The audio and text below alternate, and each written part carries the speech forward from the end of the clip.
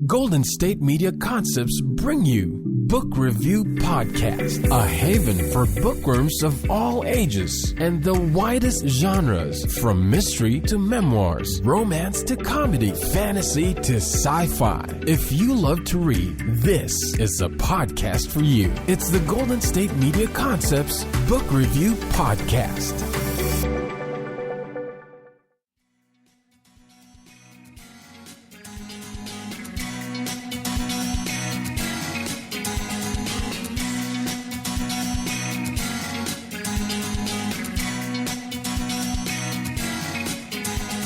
Welcome to the Golden State Media Concepts Book Review Podcast. I am your host, Sarah, and I am excited to be joining you again today to talk about one of my favorite subjects, which is, of course, books. And this week I'll be talking about another one of my favorite authors from childhood, and that is the author E.L. Konigsburg. And I started reading E.L. Konigsburg when I'm not sure how old I was. As I've mentioned before, I come from a family of avid readers, and my dad's a librarian, and my mom loves to read, and so they were always finding books, coming across books, researching books, just finding books that they thought would be interesting for us, for my siblings and I to read, and E.L. Konigsburg was one of those authors. And the first book that I read by her is a book called From the Mixed Up Files of Mrs. Basil E. Frankweiler, and we're going to be talking about that book first, but it actually came up recently because someone posted on Facebook a link to an article with the Metropolitan Museum of Art in New York. And if you've read this particular book, you know that that is where it takes place. And so I was looking at this article, and I'm going to talk more about that a little bit later. And it reminded me just how much I loved this book and how much I loved other books by this same author. And so I thought, this is an author that I want to talk about on the podcast, and I, want to share my love for this author and for these books. She has a quirky sense of humor. She's got interesting storylines that aren't necessarily like other storylines that you might find in books. So that's always fun. I always appreciate when you get a story that really sticks with you. You remember parts because, they are unusual or they really spoke to you in some way. And her books were that way for me. So as I said, the first book that I want to talk about is From the Mixed Up Files of Mrs. Basil E. Frankweiler. And actually, this is the 50th anniversary of this book, and that is one of the reasons that this video was posted, is because they are having in July, I believe, events at the Met involving tours about, travel. There are places in the Met that are mentioned in this book, and you can take these tours, family tours, through the Met to visit the places that the children explore in this book. So there is this article and there's this video of a 10-year-old Abby and one of the museum workers who has worked there for 31 years, and they're both talking about their love of the book and the events that take place in the book and the things that they love about the Met. And so here is the description from Amazon of this book. It says, when suburban Claudia Kincaid decides to run away, she knows she doesn't just want to run from somewhere. She wants to run to somewhere, to a place that is comfortable, beautiful, and preferably elegant. She chooses the Metropolitan Museum of Art in New York City. Knowing that her younger brother Jamie has money and thus can help with her a serious cash flow problem, she invites him along. Once settled into the museum, Claudia and Jamie find themselves caught up in the mystery of an angel statue that the museum purchased at auction for a bargain price of $225. The statue is possibly an early work of the Renaissance master Michelangelo, and therefore worth millions. Is it, or isn't it? Claudia is determined to find out. Her quest leads her to Mrs. Basil E. Frankweiler, the remarkable old woman who sold the statue, and to some equally remarkable discoveries about herself.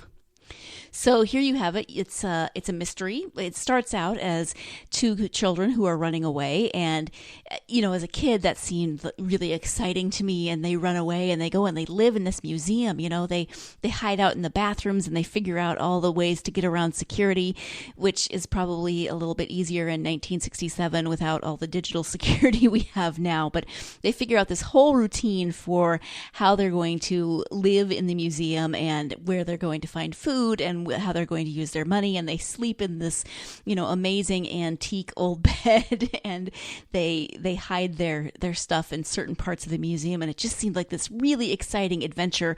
Although I was really scared of the dark as a kid, so I can't imagine being alone in a giant museum. I think that would have scared me a lot. But that's what I loved about this story, was this adventure, right? Kids who are kind of my age, who are in New York. They've run away to this amazing museum and they're having this amazing adventure, which leads to them trying to solve a mystery. And this book it's listed as for age level 8 to 12, for grade level 3 through 7. So kind of a good variety of ages there for your kids. And you of course know your kids best and know what reading level they're at. Or if you read as a family, you'll know what level of comprehension and level of story that they enjoy hearing or reading on their own. And as I said, this starts out as kind of an adventure and then moves into a mystery. Now that I am older and I think about my nieces and other important children in my life, and I think of it from the parental standpoint, and I think, oh my gosh, these two children just ran away to New York City. Their parents must be flipping out. So I read it recently again as an adult, and I read it from a slightly different perspective as I was thinking about their parents, and oh my goodness, that's just horrible, right? I read somewhere that E.L. Konigsburg she wrote this story thinking about her own children, and that if they were to ever run away, they would have to run away to someplace, that they wouldn't want to run away and, rough it. They wouldn't want to be those kids who took their backpack and went out into the woods. No, they would need to run away somewhere where they could live in the style that they were accustomed to. And so that's how this book started, that Claudia doesn't want to run away from somewhere. She wants to run to somewhere, and she decides that this elegant, beautiful place that she's visited is the perfect place for her to run away to. And I actually went to the Met a few years ago. More than a few years ago now. It's been about 10 years ago now. And it was amazing, but it was also Thanksgiving weekend, and I am not a big fan of crowds, and there were so many people in there. So I didn't spend much time in the Met. I was very disappointed in that. I just couldn't quite deal with all of the people that were in there on the day that we went. And it was just a timing issue. I would love to go back. I would really love to go back. And if I were able to go in July, I think it would be a lot of fun to go and do some of those tours that they're having.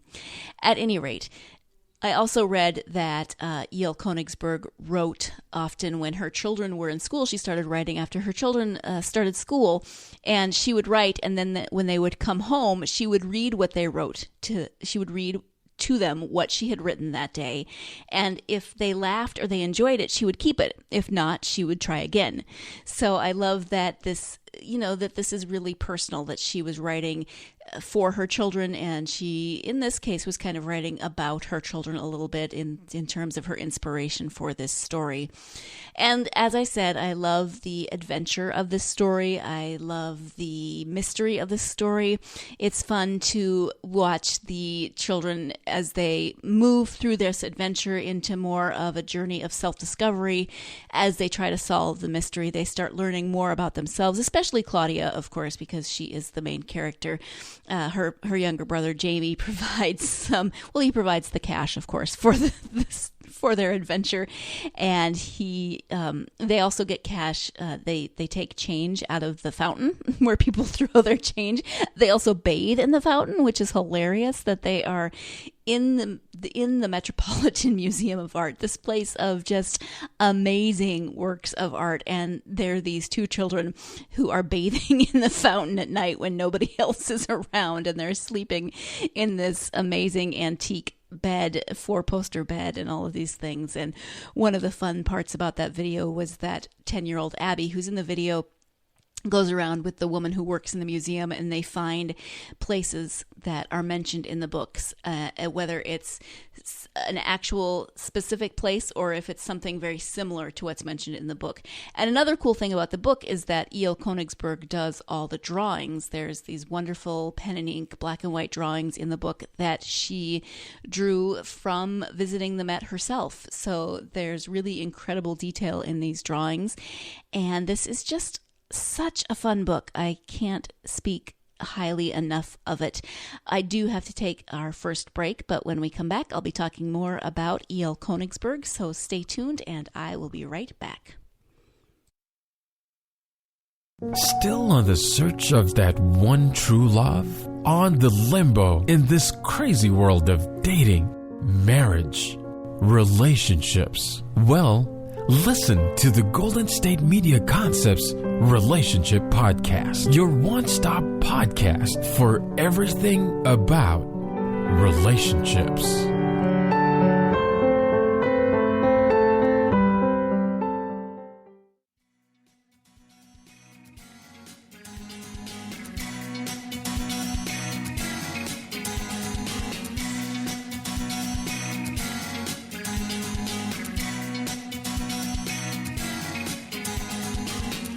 Welcome back to the Golden State Media Concepts Book Review Podcast. This week I am talking about author E.L. Konigsburg. Specifically, before the break, I was talking about her book, From the Mixed Up Files of Mrs. Basil E. Frankweiler. It is the 50th anniversary of this classic, and as such, it was written in 1967, so there are definitely some different things about this book. Even when I read it as a child, and, it was not 50 years old then, but even as a child, first of all, I grew up in rural Montana, so New York seemed about the most exotic place that I could think of as a child.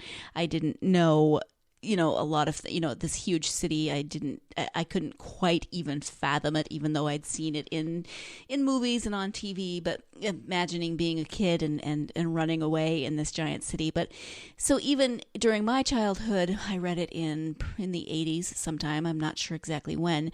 So it was about 20 years old at the time. Wow, that makes me feel old. But even then, there are things, they get their food out of vending machines, but I think they're called automats. Does that sound right?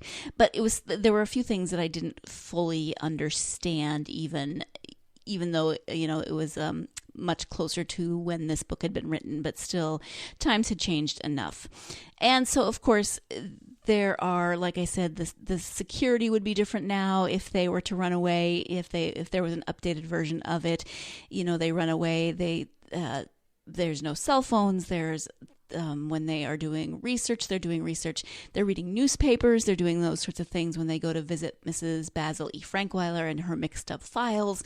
She actually has files in file cabinets and those sorts of things. So it is fun to read it from that perspective, to see, these children who, of course, are going on this wonderful adventure, but going on this wonderful adventure in 1967 too. So to compare how that would be, that's always something when I read with my own family, how I like to say, how is this similar to what we are, how is this similar to our own lives, or how is this very different, or what part doesn't make sense to you, those sorts of things.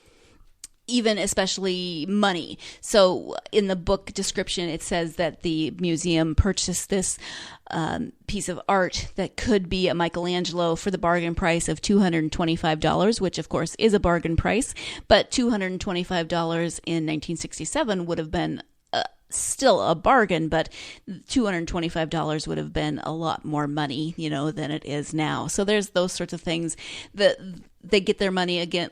As I said, they get the coins out of the fountain. So seeing what they can buy with the coins that they get out of the fountain, out of the vending machines, is fun, and it's fun to imagine, or to just compare them compare those things to the way our lives are now. So I cannot recommend this book enough. I loved this book. I recommend it to you. I recommend it to you to read it as an adult, frankly, if you like to. If you read it as a child, go back and revisit it. If you didn't read it as a child, what the heck, go and read it and just have a short book, an easy read that's a fun adventure. But if you have children, I definitely recommend it for them. Children who are creative, children who are interested in art, children who are, adventurous in any way. I think they will really love this book, whether they read it on their own or whether you read it as a family. I highly recommend this book.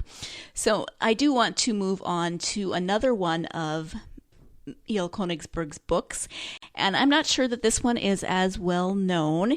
It is called From Jericho Tel, and a quick aside, a quick note, we have 2 Chihuahuas in our family, and they are 3, they're brother and sister, and they are Chalupa Batman and Tallulah Cooper. My husband named Chalupa after a show called The League. If you watch the show, then I'm sure you know what I am talking about with the name Chalupa Batman, and I named the girl dog Tallulah Cooper, and partly because when we first got them and we hadn't named them yet, I was calling her my little trash compactor because in the first half an hour after we got these dogs, she ate a leaf, or she tried to eat a leaf, a rock. She was a puppy, so she was exploring the world with her mouth, and she tried to eat so many different things in that first half an hour that we had them at home. So I was calling her my little trash compactor, and I wanted her initials to be TC after her first nickname of trash compactor. I wouldn't ever call her trash compactor as her real name. And Cooper comes from my niece she was 3 at the time, and her best friend was Cooper. And so middle name came from Cooper. But Tallulah is Tallulah Bankhead, not necessarily because of the actress, but because of this book, From Jericho Tel. And in this book, there are 2. So let me just read you the description. Jean Marie and Malcolm meet Tallulah, the ghost of a once famous actress, who sends them on a quest to find the Regina Stone, the diamond she wore until it was stolen when she died. But they soon find more than they bargained for. So once again, you have 2 children, a boy and a girl, and they find themselves on this adventure. This one's a little different because there are elements of paranormal, elements of fantasy. Anyway, they meet the ghost of Tallulah Bankhead, and I didn't know who this was. If you don't know who Tallulah Bankhead is, she was an actress in the 1920s, so probably not a lot of people know about her now. As a child, I didn't really know who she was. I loved the illustrations. Again, E.L. Konigsburg does the illustrations in this book. I loved the drawings of Tallulah Bankhead because, she's wearing fabulous flapper gear when they meet her. And so this book is a little bit weird because they do meet a ghost, and she does send them on this quest. Instead of a mystery about a statue at a museum, they are now trying to find this necklace that was stolen from her in life.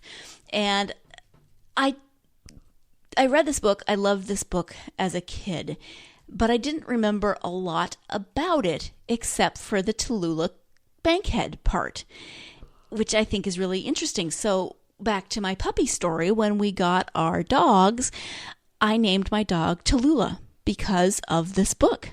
And so after that, I really wanted to go back and find it and see really what it was about, because all I could remember was that these 2 children somehow end up meeting Tallulah Bankhead, which is very, very strange when you think about it. And so there's one review, and I love the description of Tallulah. It says, Jean Marie and Malcolm are plummeted into the magic underground world of flamboyant, red-haired, cigarette-puffing Tallulah. Tallulah sets them a series of tasks, righting wrongs on Earth, including exposing a phony faith healer by exposing him, in one of the book's funniest scenes, and making them invisible in order to perform these tasks. So the tasks lead in fine fairy tale fashion to the one big task, and then to the reward. In this case, realizing their talents and finding the courage to let them emerge. So again, you've got kind of the same elements, right? You've got two children, again, not brother and sister this time, but they're two lonely children in the book, and they come together because they are lonely and they do need friends, and then they find each other, and then they find the ghost of Tallulah Bankhead. They find Tallulah, and she sets them on these tasks, and whether these tasks are selfish or not, she's setting them to find her necklace. They actually help the children to discover things about themselves, to cement their friendship, to lead them in ways that will help them to grow as characters, etc. So again, you've got adventure. Again, you've got a little bit of mystery. Again, you've got character development as their friendship forms, as their relationship grows, and as they learn about themselves, learn about each other, learn about what it means to be in relationship as friends, etc. So again, I loved this book. I would recommend it. The ages are similar to that of the Mixed Up Files. This one's a little bit older. This one says ages 10 through 14 and grade level 5 through 9. So a little bit older than the Mixed Up Files of Mrs. Basil E. Frankweiler.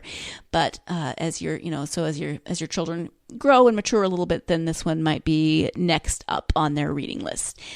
We do have to take our second break of the podcast, but when we come back, we will be wrapping up this episode on author E.L. Konigsburg. So stay tuned, and I will be right back. Tired of searching the vast jungle of podcasts? Now listen close and hear this out. There's a podcast network that covers just about everything that you've been searching. Hey! The Golden State Media Concepts Podcast Network is here.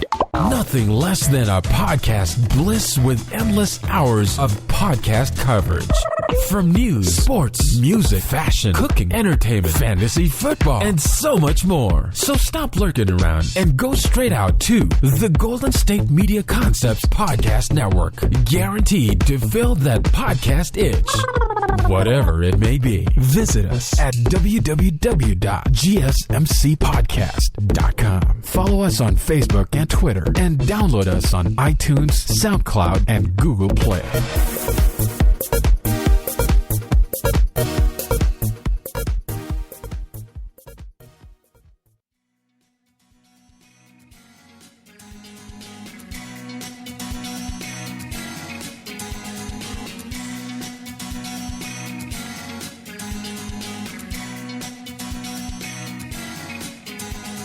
Welcome back to the Golden State Media Concepts Book Review Podcast. We are talking in this episode about author E.L. Konigsburg, one of my favorite authors from childhood.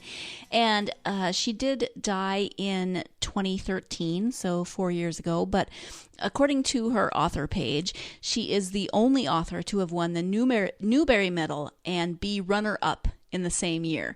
In 1968, from The Mixed Up Files of Mrs. Basil E. Frankweiler, which was her first novel, won the Newbery Medal, and then her book Jennifer Hecate Macbeth, William McKinley and Me, Elizabeth, was named Newbery Honor Book. Almost 30 years later, she won the Newbery Medal once again for The View from Saturday.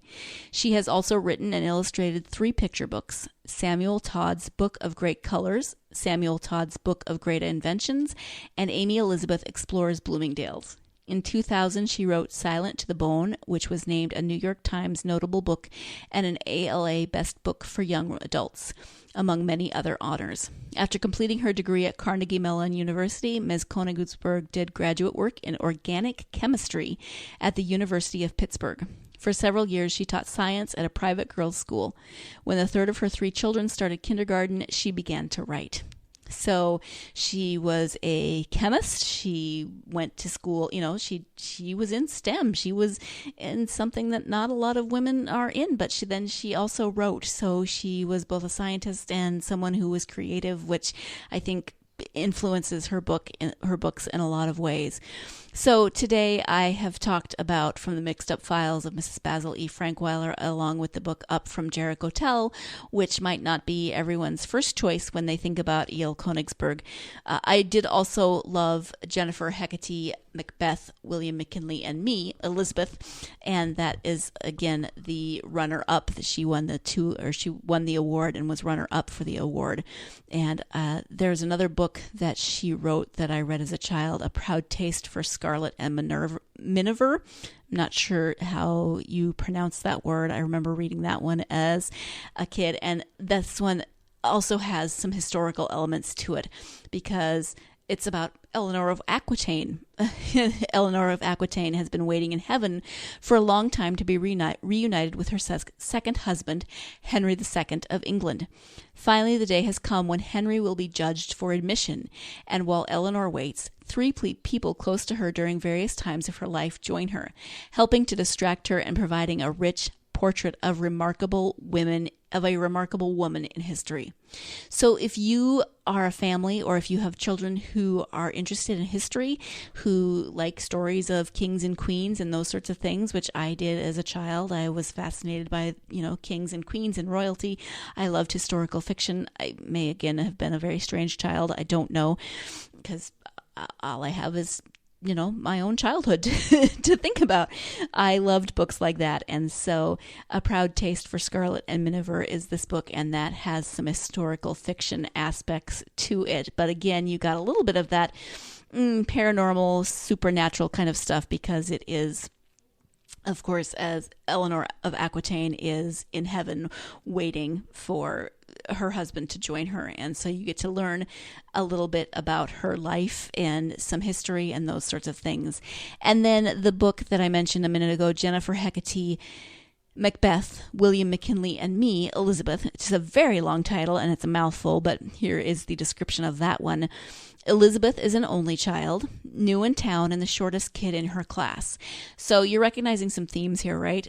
Children who go on adventures, children who maybe don't fit in, children who feel out of place in their lives, in their peer groups, in society, whatever. So Elizabeth is an only child, new in town, and the shortest kid in her class.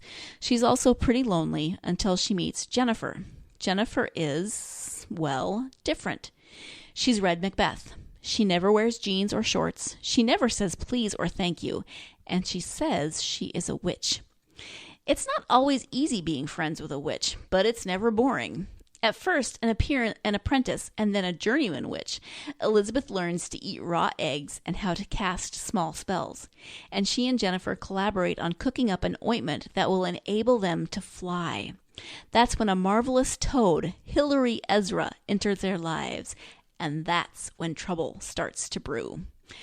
I cannot recommend this author enough because of, just as I've said, I feel like I'm repeating myself over and over again in this episode, but it's stories about finding friendship. She writes stories about finding yourself, about figuring out where you fit in this world, even if you are a little bit different, about finding friends who appreciate you for you, about finding people in your lives who, even if you are a little bit different from the rest of the world, you can find those people who love and support you and go on adventures with you. And even, there's always a little bit of a quirky twist in these books, whether it's living in a museum after you've run away, whether it's being sent on quests by a dead actress from the 1920s, whether it is, a girl who says she's a witch, but who's read Macbeth. There are all of these wonderful things in these books. I cannot recommend E.L. Konigsburg to you enough. If you read them as an adult, I love them. I do. Read them to your children. Let your children read them. Go on these adventures with the children that are written about by E.L. Konigsburg, and hopefully you will love them as much as I do. So I want to thank you for joining me this week for my discussion, kind of my love letter to E.L. Konigsburg. I do. I love her. I will continue reading her. I'll continue telling other people about her. But thank you so much for joining me this week as I discuss some of the books of author E.L. Konigsburg. I hope you will join me next week because I'm very excited. I have another author interview set up, and this one is with author Curtis C. Chen. He has written a book called Waypoint Kangaroo that came out last year, and he has another book coming out in a couple of weeks called Kangaroo 2. TOO. It's the second book in this series about kangaroo. They are science fiction. They are set in space. They are set in the future, and they are wonderful books. So I hope you'll join me when I chat with author Curtis C. Chen next week. In the meantime, you can find all of our podcasts at www.gsmcpodcast.com. You can download them on SoundCloud, iTunes, Stitcher, etc. Any of the apps that you use for any mobile devices, you can download our podcasts for those. You can follow us on social media. Please hit me up on social media. I know I say this every week, but I would love to hear from you.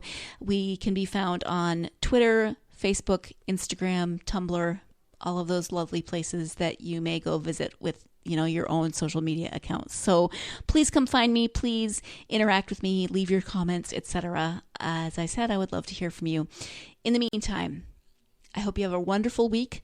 And I hope that you go out and get yourself lost in a good book. Thank you. You've been listening to the Golden State Media Concepts Book Review Podcast, part of the Golden State Media Concepts Podcast Network. You can find this show and others like it at www.gsmcpodcast.com. Download our podcast on iTunes, Stitcher, SoundCloud, and Google Play. Just type in GSMC to find all the shows from the Golden State Media Concepts Podcast Network, from movies to music, from sports to entertainment, and even weird news. You can also follow us on Twitter and on Facebook. Thank you, and we hope you have enjoyed today's program.